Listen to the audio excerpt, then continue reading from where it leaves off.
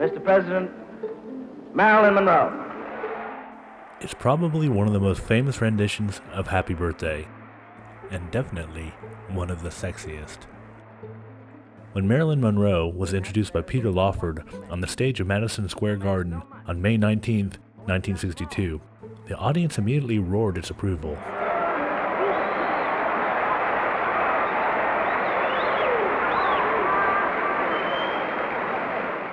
The noise of the crowd only increased as Monroe dropped her fur coat to reveal a skin-tight dress covered in sequins, making her glitter to even people in the cheap seats.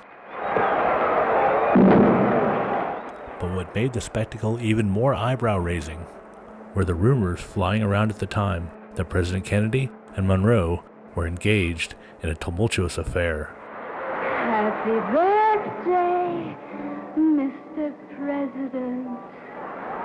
And the night was just getting started.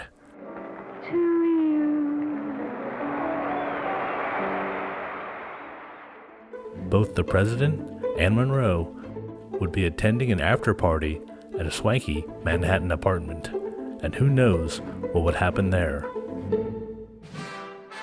Before we get to that, be sure to subscribe to our channel and click on the little bell so you get notifications whenever we upload a new video. Now, back to our story. The after-party took place at the Manhattan townhouse of Hollywood executive Arthur Krim.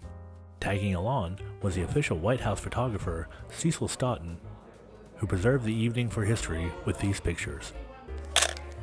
After mingling with his hosts and taking part in a lavish buffet, the president mixed with other stars who had been at his gala that night, including comedians Mike Nichols and Elaine May, Hollywood legend Jimmy Durante, singer Harry Belafonte and his wife, actress and singer Diane Carroll, and up-and-coming star Shirley MacLaine.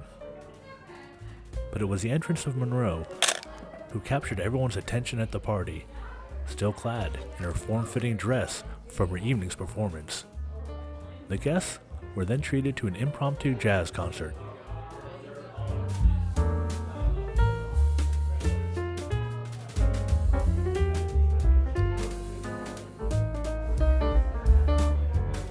During the party, Stoughton managed to take only one image of Kennedy and Monroe together, just as the president turned away from the camera.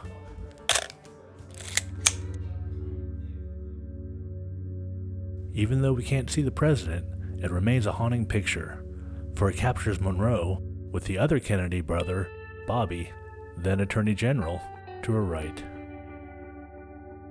Bobby was another Kennedy that she was rumored to be having an affair with. As a matter of fact, Bobby had been warned by the FBI that a book was coming out that would spill the beans on their affair. However, this night would end quietly, as both Monroe and the president headed back to their rooms in New York alone.